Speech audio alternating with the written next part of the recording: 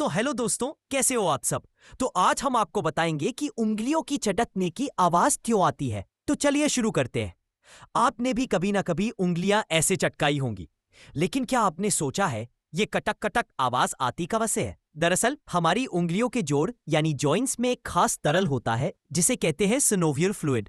जब हम उंगलियों को खींचते या मोड़ते हैं तो उस तरल में गैस के बुलबुले बनते हैं, और जब ये बुलबुले अचानक फूटते हैं तभी वो आवाज आती है। यानी उंगलियां चटकाने से हड्डियां नहीं टकराती, आवाज बुलबुलों के फटने की है।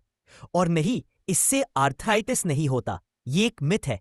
अब जब अगली बार कोई बोले उंगलियां मत चटकाओ तो उन्हें ये वीडियो भेज देना।